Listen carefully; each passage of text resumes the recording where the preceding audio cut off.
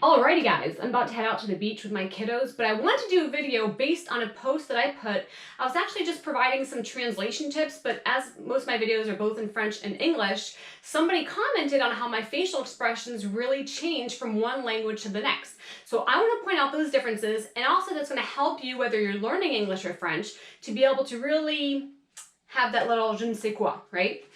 Bonjour tout le monde, donc je m'apprête à aller à la plage avec les petits là, donc je vais faire une petite vidéo rapidement suite à, en fait, j'avais mis un post il y a quelques jours où je donnais des astuces de traduction et suite à ce post, en fait, j'ai eu un commentaire qui disait que, comme dans la plupart de mes vidéos, je fais en anglais et en français, que mes expressions de visage, en fait, changeaient quand je parlais en anglais ou quand je parlais en français. Donc cette vidéo va vraiment être là pour vous, déjà distinguer ces différences et après vous guider si vous souhaitez donc apprendre l'anglais ou le français pour vraiment avoir ce truc en plus en gros.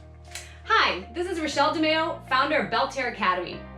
Bonjour, c'est Rachelle DeMeo, fondatrice de Belterre Academy.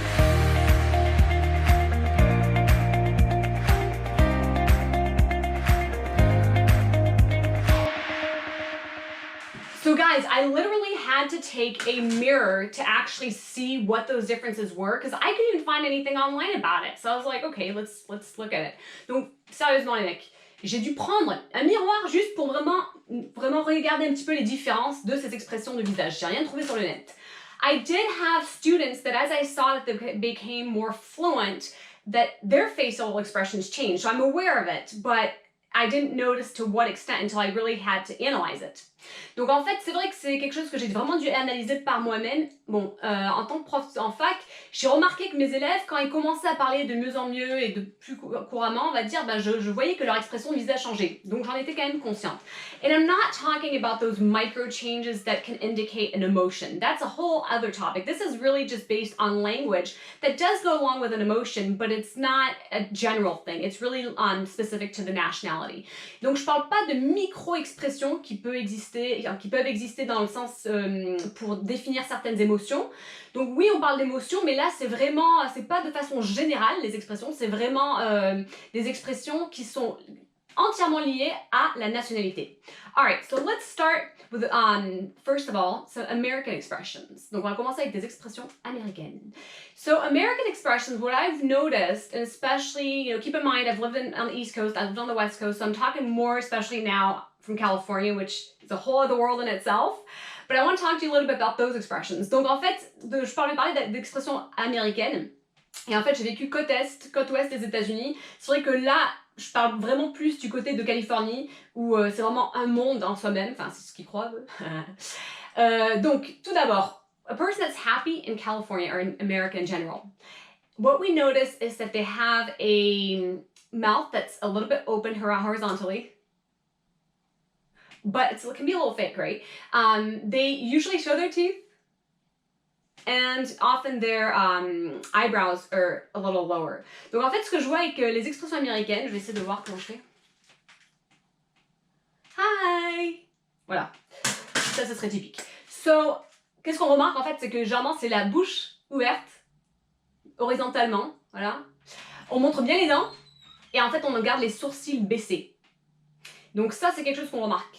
Second thing, so a lot of it is going to be like, oh, hi, hey, how are you doing? So a little bit of a frozen face, but so the motions are mostly going to be in the eyes and in the smile showing teeth. Donc en fait, ce qu'on voit, c'est quand on voit les Américains sont là, ah, coucou, ça va, hi.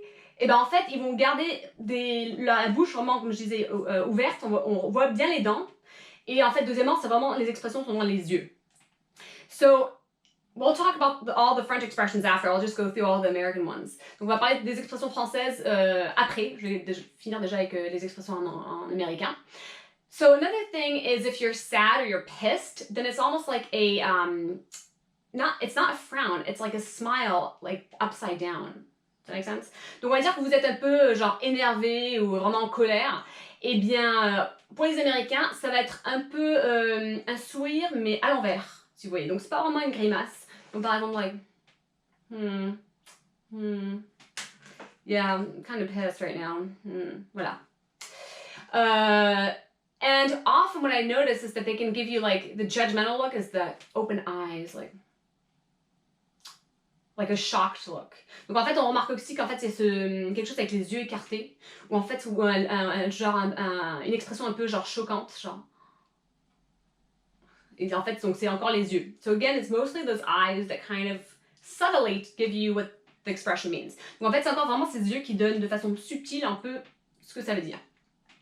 Then also sometimes you'll get this like thing where your eyebrows are closer together, like yeah, like oh my god, I can't believe she did that. Donc ça par exemple, donc les sourcils rapprochés, so you have your eyebrows that are closer together, so that can be kind of another kind of like pissed off or judgmental look, but it can also reveal fear. So that's like what again goes more along with the micro expressions, because in general, when you have your eyebrows closer together, it can reveal fear, but it's true that you do see that more with Americans. Donc en fait, ce qu'on voit, c'est que quand une personne est dégoûtée, ou peut-être un peu en mode jugé, voilà, choqué, ou même genre énervé, et ben souvent ces sourcils vont se rapprocher, genre en mode genre, I would never do something like that. Voilà, et en fait les sourcils se rapprochent et ça peut aussi montrer l'émotion de peur, mais là ça va trop dans les micro-émotions et j'ai pas trop vraiment envie d'en parler de tout ce qui est micro-émotions, mais c'est vrai que de façon générale, de façon globale, quand on a les sourcils rapprochés, ça peut évoquer la peur. And then the last thing I'm going to point out, because there's so many things I could point out with American expressions, because Americans are very vocal, so a lot of it is going to be loud and is going to be more out there, but the majority of expressions are really in the eyes and in the mouth. Donc en fait, je pourrais vraiment en parler plus, mais vraiment pour résumer, on va dire, c'est ce que je vois, c'est que les Américains ont une voix qui porte bien, on l'entend, ils ont une voix assez forte et assez distinguée aussi, mais également on voit que les expressions se font principalement dans la bouche, enfin on regarde dans la bouche et les yeux. And one key thing that foreigners have such a hard time understanding is that we have this unspoken rule that you're supposed to keep an arm's distance apart with anybody. That's kind of your bubble. And even your close friends won't really, when you're talking to a person, you still kind of keep this length. Donc une autre chose que souvent les étrangers ont du mal, et ils sont certainement du mal à le comprendre, surtout si vous êtes proche en tant qu'amis, c'est que les Américains ont tendance à vraiment garder la longueur d'un bras en distance avec vous. Comme si c'était une bulle protectrice, on va dire. Donc même si vous êtes proche, il y aura quand même ce bras en distance. Et après, ça fait trop invasif, on va dire. Donc ça, c'est quelque chose qu'on remarque. Now let's go on and talk a little bit about French expressions that you can notice in the face. Donc maintenant, on va tourner la page. On va parler un petit peu des expressions françaises que l'on remarque, notamment dans le visage. So first of all, if you're happy, this is I'm going to give you expressions of how that looks. Donc par exemple, vous êtes heureux, ça va être un peu cette expression-là, genre « Oh, je suis trop contente de vous voir! Oh! » Ça me fait vraiment plaisir, mais vraiment, ça me fait plaisir. So first thing you might have noticed is that it's a little bit more genuine, it's more sincere, and you can see in the eyes, because the eyes are a lot softer. Donc en fait, ce qu'on remarque, c'est que généralement, c'est un peu plus sincère, c'est plus crédible, on va dire, parce qu'on le voit dans les yeux qui sont beaucoup plus doux. And so the eyes are slightly closed with that expression. Donc en fait, les yeux sont légèrement fermés avec cette expression, genre « Ah, mais ça me fait vraiment plaisir de vous voir, vraiment du fond du cœur, je suis trop contente que vous soyez là, vraiment. » So that, you can see a little bit how my facial expression's changing. And also my eyebrows may be lifted a tiny bit. And there's more of that natural smile. It's not like a fidget horizontal smile, it's more natural. Donc en fait, ce qu'on remarque, c'est qu'également on a tendance à avoir les sourcils un peu levés et le sourire est plus naturel. Donc quand même un sourire horizontal mais moins figé. C'est pas comme un robot. So that smile may look different and it's not necessarily going to show on my teeth. Donc en fait, ce sourire va être plus naturel et va pas forcément montrer toutes mes dents, comme les Américains ont tendance à faire. Donc encore une fois, c'est vraiment ce « Ah là là, ça me ferait vraiment plaisir de vous voir, je suis trop contente que vous soyez là », par exemple. Okay, now let's move on a little bit to when you're pissed and what that looks like. Donc maintenant, on va parler un petit peu quand on est énervé et à quoi ça ressemble. So, first of all, I have to think of something that's going to piss me off, and that takes a lot to piss me off. Il faut que je pense à quelque chose qui va m'énerver, et ça m'en prend quand même pour être énervé. Donc déjà, that's more annoyed, like. So you see, it's like you're blowing air, but your mouth is closed. Donc tout d'abord, plutôt ça, c'est genre plutôt être genre ennuyé, on va dire plutôt, mais quand en fait c'est un souffle, mais ta bouche reste fermée, genre.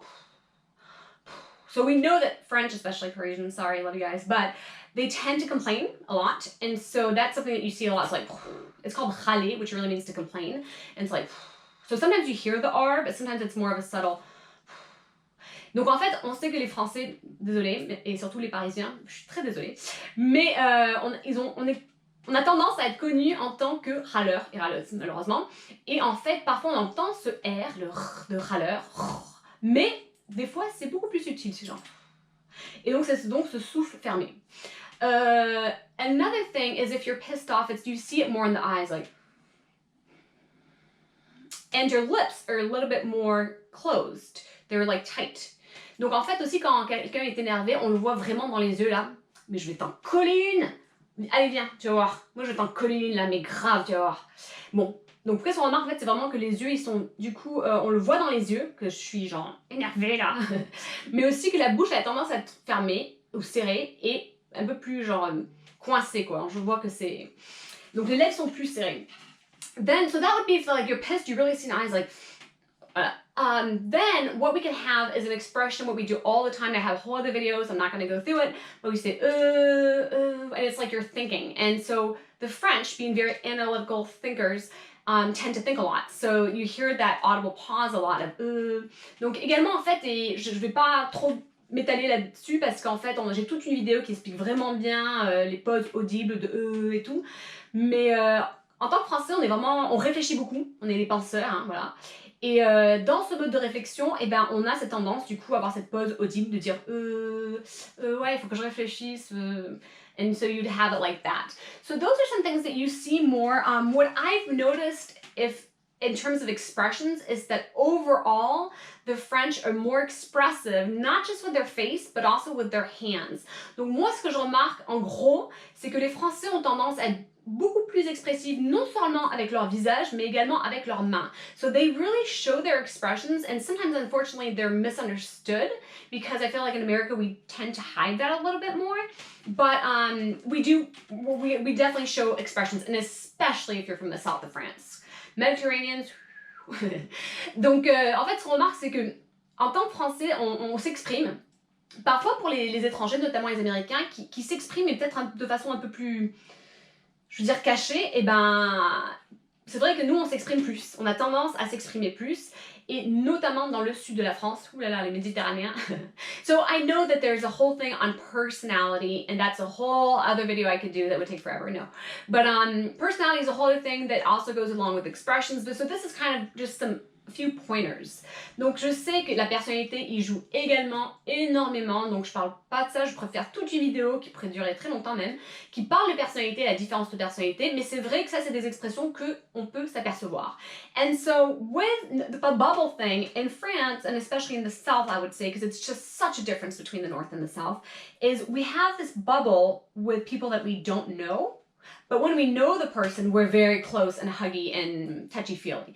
Donc en fait, ce que je vois, on parlait un peu de bulle à l'américaine, d'avoir un peu cette bulle protectrice, c'est que les Français, et je parle vraiment plus des Français du Sud, parce que vraiment il y a une énorme différence entre le Nord et le Sud, et c'est pas du tout une façon critique que je disais, moi je viens du Sud, mais j'adore le Nord de la France également. C'est qu'en fait, il y a cette bulle protectrice, quand on connaît pas les gens, on se méfie un petit peu, hein, c'est normal, mais quand on connaît la personne, et ben là du coup on est beaucoup plus chaleureux, on est beaucoup plus ouvert, on est beaucoup plus affectueux. So of course personality goes along with it, but we use our hands a lot, and maybe I'll do a video that explains all our hand motions, because our hand motions are they mean a lot of things. Our hand motions mean a lot, like if I say this, some of them you may know, some of them you may not know, or if I say this, you know, so there's different ones. Donc en fait aussi en tant que Français on a tendance à beaucoup plus utiliser nos mains veulent dire beaucoup de choses. Et pour les étrangers qui connaissent pas des expressions, bon peut-être ça ils connaissent, mais ça ils connaissent certainement pas, ça ou ça ils vont certainement pas connaître, et ben c'est vrai que s'ils ont du mal à comprendre ce que ça veut dire. So a lot of our body language has to do with the emotion that we're feeling as a French person. Donc nos émotions en fait on les montre plus avec nos mains. Voilà. So I hope that helped you a little bit to understand between the two. Now, what I'd like to encourage you to do, if you're really thinking of being fluent in a language, and I'm obviously talking English and French because I just pointed out those differences, but it can be applied to any language, is to really notice what those facial expressions are and imitate them. that's going to make you more credible, but also more fluent in a way. Donc en fait, ce que j'aimerais vous encourager, maintenant que je vous ai parlé un peu des différences d'expression, j'aimerais vous encourager vraiment, bon, certainement pour l'anglais et le français, mais ça peut être appliqué pour d'autres langues également, d'étudier un peu ces différences d'expression. Et si vraiment vous voulez maîtriser la langue, d'apprendre comment avoir ces expressions.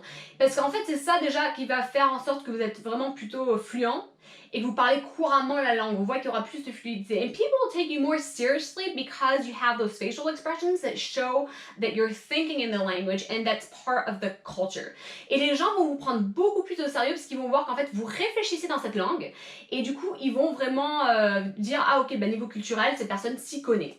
So I've noticed a difference, you know, I can think of Annie, I can think of Omar, I can think of Ian, I can think of Adam, that I physically saw their facial expressions change at a certain level of fluency in French, because I was teaching college level, and they completely had the French expressions being American. Donc moi en fait je me rappelle mais vraiment de façon très précise, très concrète d'étudiants tels que Annie, tels que Omar, tels que Yann et tels que, qui c'est que j'avais dit, Adam, aussi que je voyais physiquement à un moment donné, quand ils sont vraiment, ils arrivaient bien à se débrouiller en français, je voyais, parce que j'étudiais, j'enseignais niveau fac, et je voyais dans ce cours, enfin dans ces plusieurs cours, ces élèves qui changeaient d'expression de visage. Donc je voyais vraiment qu'ils réfléchissaient dans la langue, qu'ils avaient acquis quelque chose, étant étudiants américains, mais qui vraiment avaient ces expressions françaises à la française. So definitely something that's worth just studying, and I encourage you to maybe start trying some of them out. Take a mirror. I honestly had to. I'm like, oh God, I don't even want to do this, but I had to look at a mirror to know, like, and observe and analyze the differences. Donc, je vous encourage, vous, ouais, juste être un peu au courant de ces expressions, de vous le rechercher plus, et même si vous voulez les adopter, prenez un miroir, j'aime pas ça, mais j'ai vraiment dû regarder le miroir, et j'ai dû dire, bon ben, c'est comme ça en fait, du coup, c'est quoi ces différences, et j'ai dû les analyser pour moi-même. If you like the video, I encourage you to share it. I didn't see any other video like it, so definitely share it, subscribe. Please like my channel and let me know in the comments if there are any videos that you'd like. Also, you may be aware that I have a free 14-day course to learn French, and it's real French, it's not textbook French. Donc si vous avez aimé la vidéo, n'oubliez pas de la partager. J'ai regardé, il n'y a aucune vidéo telle que celle-ci, donc partagez-la, aimez-la, likez-la, abonnez-vous. Et puis j'ai un cours de 14 jours pour apprendre le français si ça vous dit. Je pense que vous connaissez déjà, vous comprenez déjà, donc peut-être que vous n'avez pas besoin, mais partagez quand même. Merci les amis, à bientôt.